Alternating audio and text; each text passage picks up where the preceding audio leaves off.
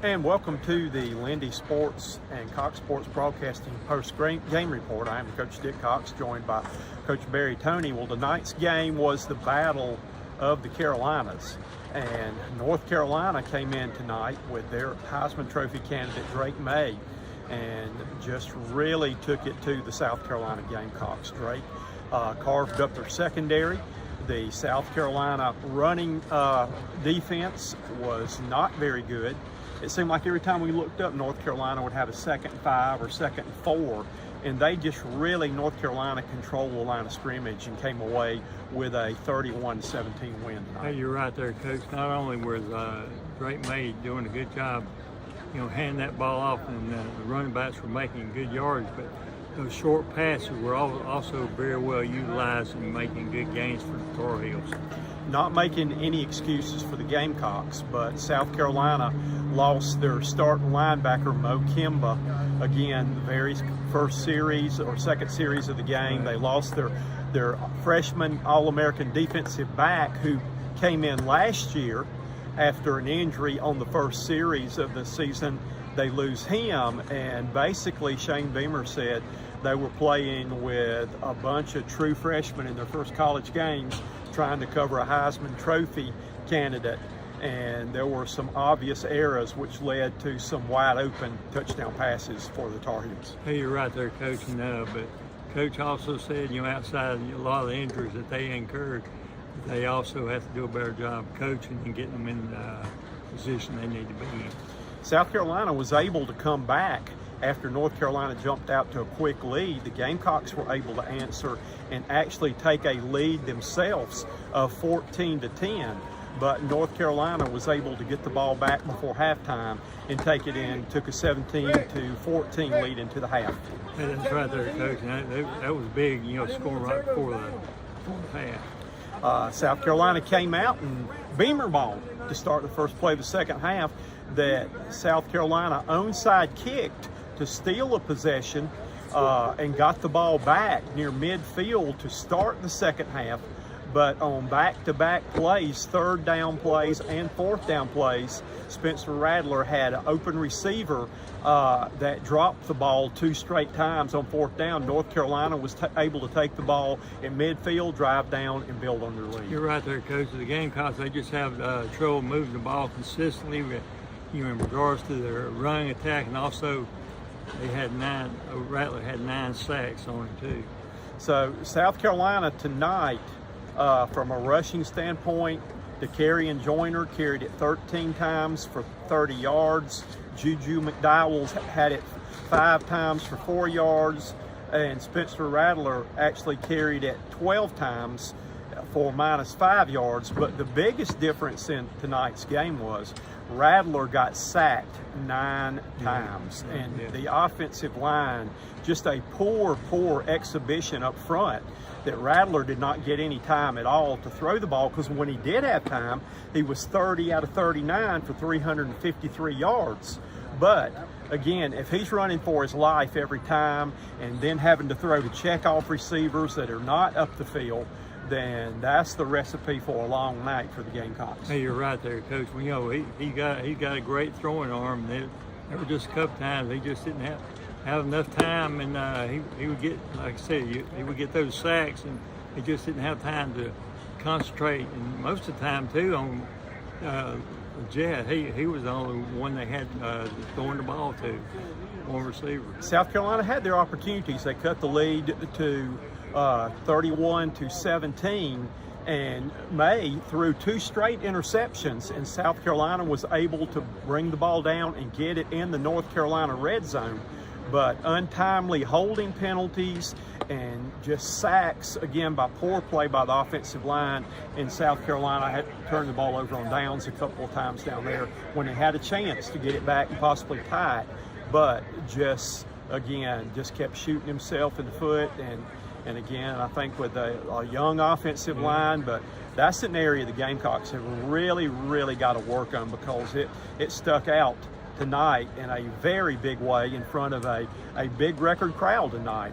But South Carolina's offensive line just had a horrible night tonight. That's right there, Coach. And outside that offensive line, like you mentioned earlier, the defensive line, they could not consistently stop the run, and then they got beaten up pretty bad on some passing plays also. So secondary and defensive line play. 4 things we learned tonight, and the questions going into the season: can South Carolina run the football? Have they got a running game? Have they got a running back? Week 1, the answer is no, they do not. Second thing, big question coming into the season was, will the Gamecocks be able to stop the run? Not tonight. Third question tonight was deals with the secondary. Will South Carolina be able to cover this year?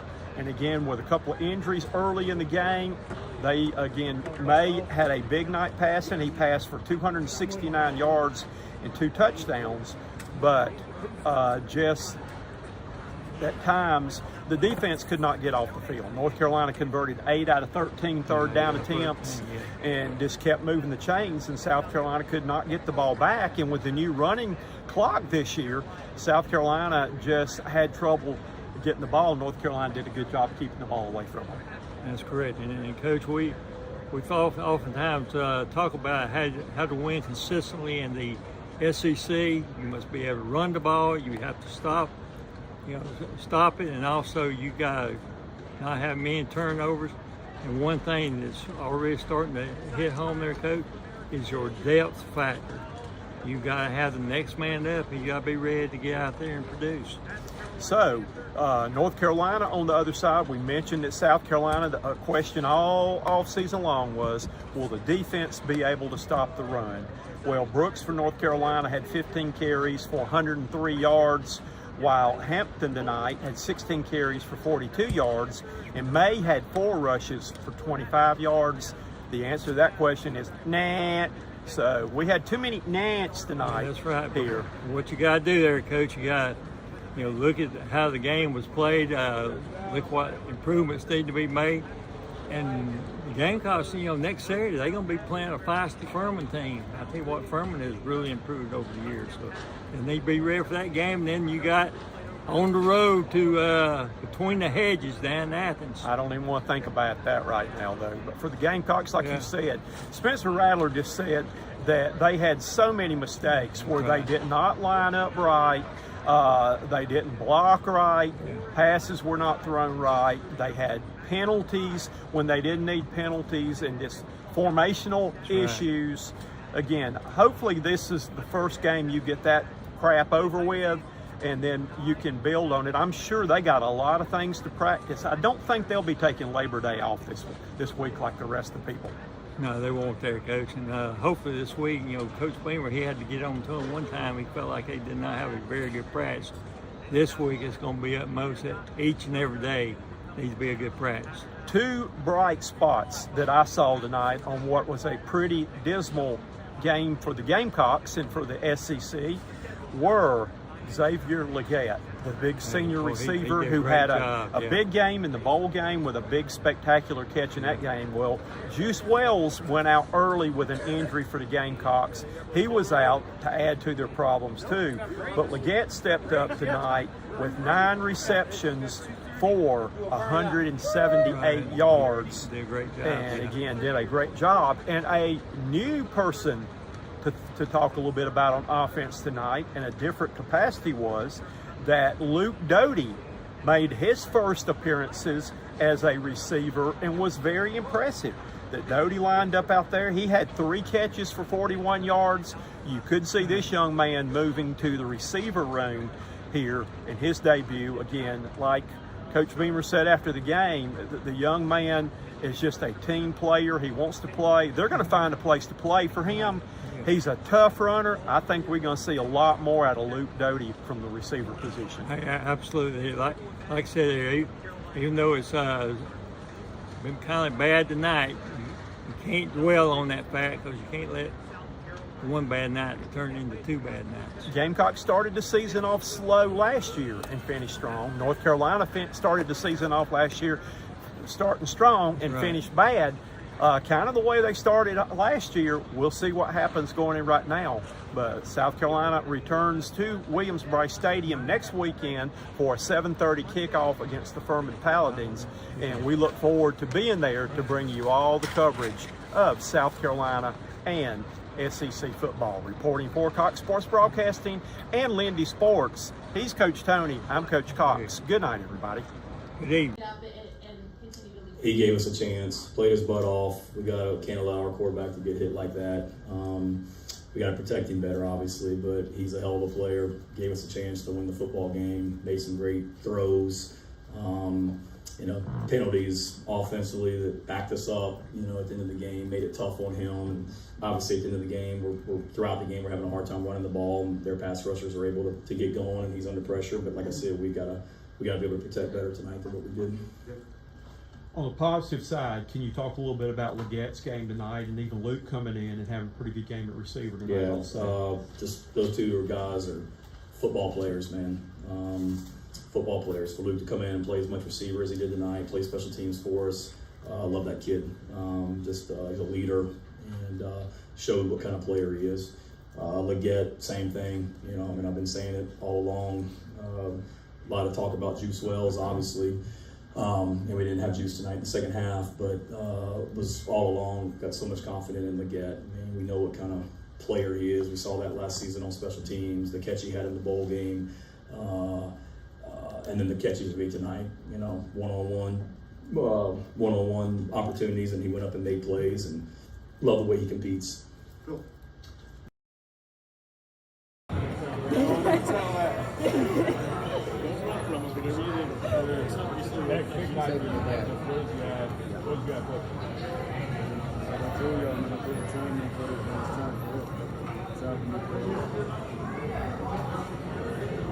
Did you feel, extra to step up with Juice and having his issues?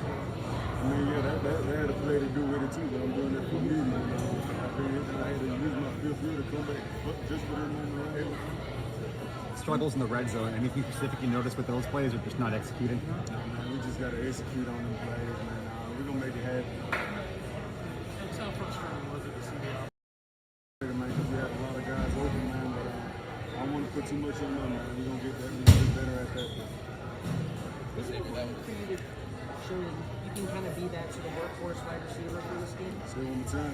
Was it important for you to show that you can be that kind of workhorse, kind of, carry the offense with wide receiver? Oh, yeah, man, for sure, man. It's a big moment for me, man. And with Juice being down, man, I'm the only one. So I had to put it on display. So Spencer, did you see, those improvements that y'all saw from him in preseason translate to the field tonight? Oh yeah, for sure, man. Y'all see it, man. It worked out just how it played out in off season. We didn't convert. We could have. There was a few moments throughout the game where we could have really taken it over. I think we were on 14-10 at the time, and even when we were down 31-14, if we got a score on the side, we would have been right back in it. So we got to get better. Xavier was a big bright spot today. Just how much did you bring to that offense? He had a great game. And I didn't expect anything else from him. He's had the best camp so far, the best summer, and he's our wide receiver one right now. You guys hit 20 yards. Facing that kind of pressure, how do you mentally kind of keep yourself from getting step and try to get yourself against that pressure? You got to find that happy, the happy line in the middle, the fine line, stepping up and creating all the runs like I did a little towards the end of the game. I definitely could have tried to do that a little more early. At the University of North Carolina, a dear friend, a wonderful ambassador of sports, and we miss you in Chapel Hill, but you've done a great job in Columbia, and we love you. So thank you, Charles. And Charles, if we have questions with South Carolina, we call Charles. That's what we do. He and Rick spend a lot of time together trying to figure all this out. First, I'd like to thank the city of Charlotte and the way they put on the game. It was a great crowd, a lot better than 4 years ago, even better than the bowl game. Both programs have done so well, and two quarterbacks as good as anybody in the country, and boy, did they put on a show tonight. And you've got game day here. What type of publicity could these two schools get tonight? I mean, you can't buy this stuff. everybody in the country that watches college football was watching that game tonight, and that's really, really cool. So I'm really, really proud.